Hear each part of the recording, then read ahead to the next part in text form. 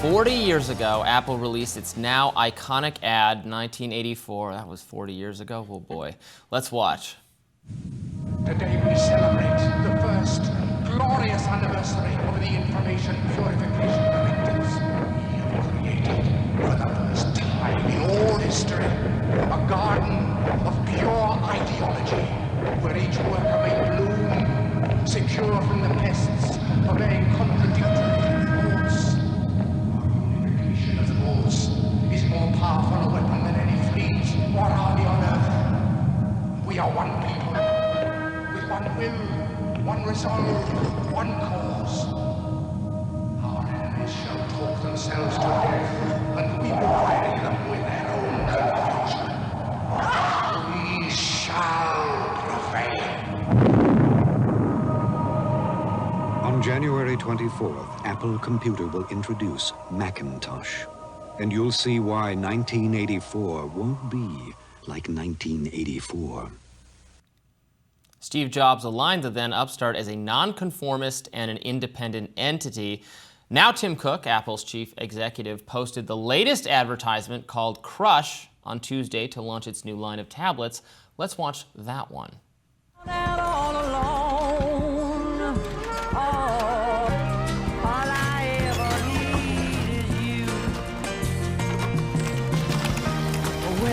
Come and they go, and we watch the melting snow. So as summer follows spring, all the things you do give me a reason to build my world around you. Come and follow rainbows, I am sure. The most powerful iPad ever is also the thinnest. All I ever need is you. Mr. Cook wrote on X, quote, "Meet the new iPad Pro, the thinnest product we've ever created. Just imagine all the things it'll be used to create." The new ad drew backlash from creators, some in the creator community, who saw it as a metaphor for how big tech has crashed artistic tools that people have used for centuries.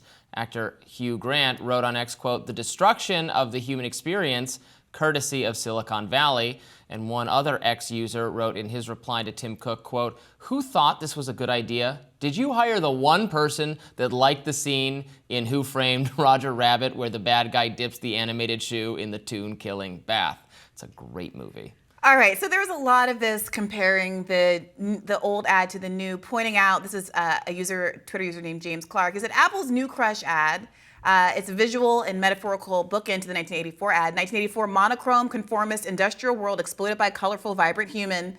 2024, colorful, vibrant humanity is crushed by monochrome, conformist, industrial past. People hated this ad. The reaction was intensely negative, but you have a hot take. Yeah, I'm sorry.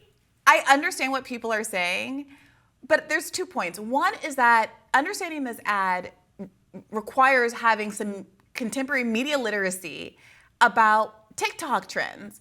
And if you're like me and you watch your TikToks or watch them on Instagram, my first reaction to this was, oh, this is one of a genre of these Crush ads that are kind of like ASMR, kind of these satisfying videos of watching various sorts of objects getting crushed by these hydraulic machines.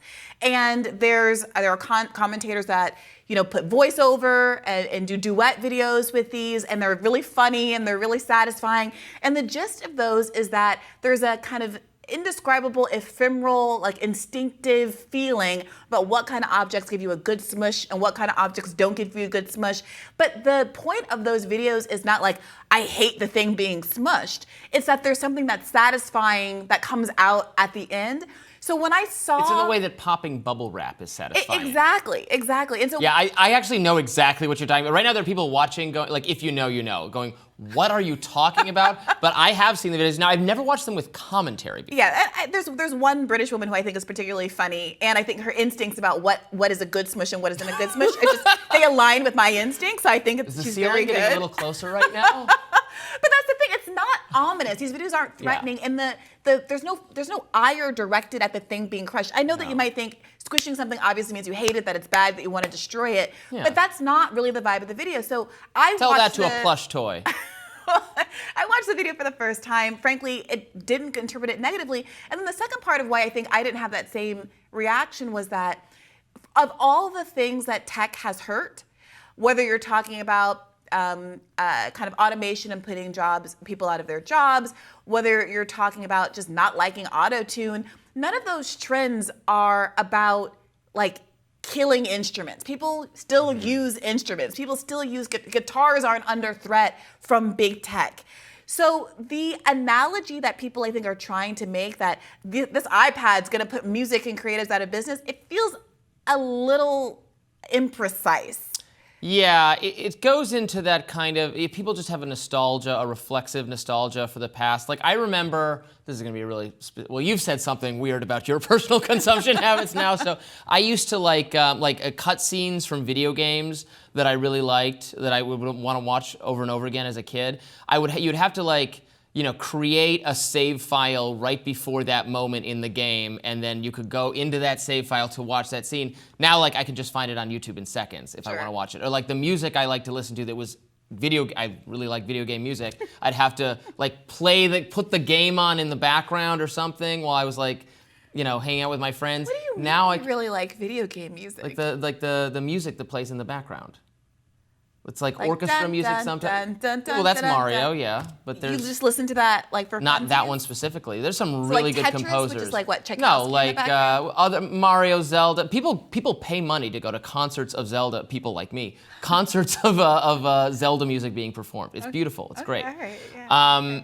So anyway, the point being, the simplicity of the iPhone, the iPad, has made it so much easier to access so much more content, music, video, literature. I mostly read books by listening to them while I work out.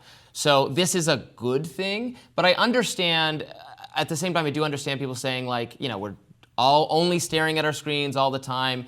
It can be healthy to, paint it out in nature or something rather than just doodling on your... But an iPad just fundamentally doesn't replace a piano. If you're mad the piano's being crushed because in an abstract way, I mean, that's fine. But are you also mad when at a Kiss concert someone breaks a guitar? Like, that's rock and roll. I don't think they were cool, mad about. I don't think people were mad about. Well, I don't know.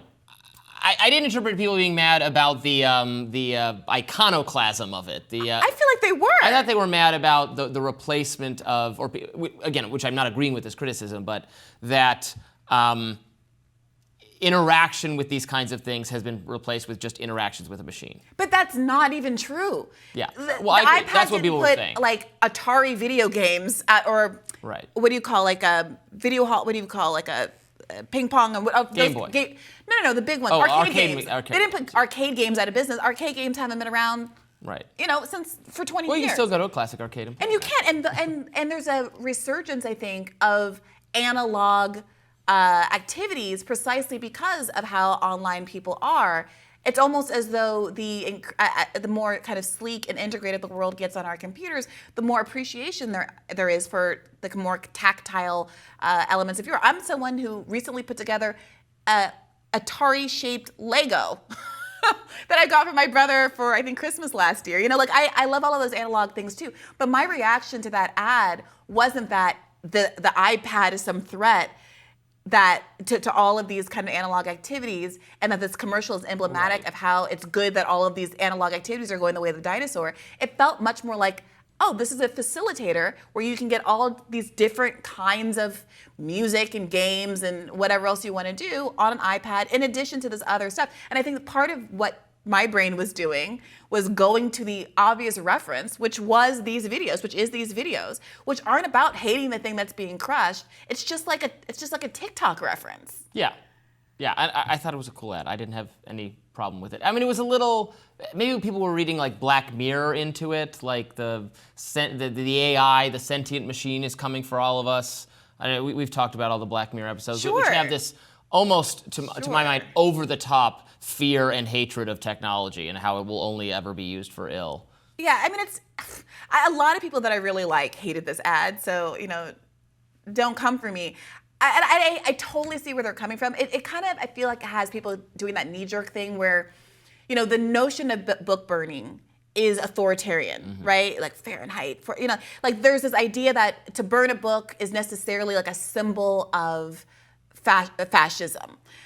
But certainly it's the case that people have crap,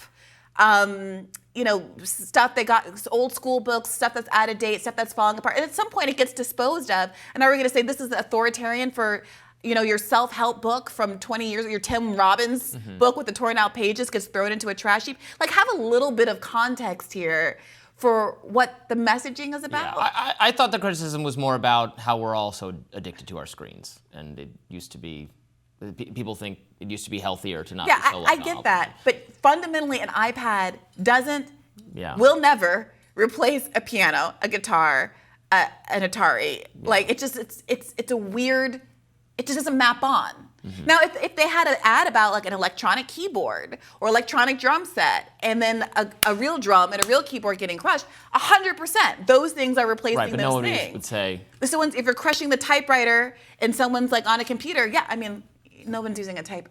It's a good thing that we have computers. No one wants to use a computer instead of a typewriter. That's always crazy when you think about that. As recently as like my parents' generation, when my parents went to college, they did term papers on a typewriter. They had to get out whiteout if you made a typo or something. That's crazy. And then the generation before that was I don't know, writing them by hand. Yes, my mother was a legal secretary in college to pay her way. She's one of the fastest typers I know, and inspired me to also become a 100 words a minute style typer when we were learning to type, which is the thing we had to do when we were in middle school. I don't know about you. Me, when I was in middle school. Mario teaches typing, another Nintendo reference. I was a native speaking kind of girl. Representation is important. But I love typewriters. I'm also a person who has constructed a Lego typewriter. Now you're seeing that I have a bit of a Lego problem and a storage problem happening in my house. I love typing because I'm left-handed, and writing by hand is miserable for left-handed people because we smear everything we write. There you go. But I'm saying that even though we can all obviously understand the values of progress, it doesn't mean you hate the old thing. And I guess maybe I'm projecting too much of my own orientation onto this ad, but I didn't take it as the things that are being crushed are bad, and that we have to flatten the world and replace everything that's colored and textured with something electronic. I thought it was a pretty straightforward visual representation of all of the things that this pad can do, and that, hey, remember those TikTok videos with that funny British lady? Aren't those great? Yeah, I think they are. I think we should get some free iPads for doing all this good PR for Sure, I wouldn't mind doing my little research here on an iPad. Hint, hint. Tomorrow on Rising, the Friday team, Amber and Jessica, will be here, and I believe Jessica is in Washington, D.C., so it'll be an in-person interaction for you all to watch. Be sure to like, share, and subscribe so you never miss any content. For those of you who like to listen while you're on the go, we're now available anywhere you listen to podcasts. Bye-bye. Take care.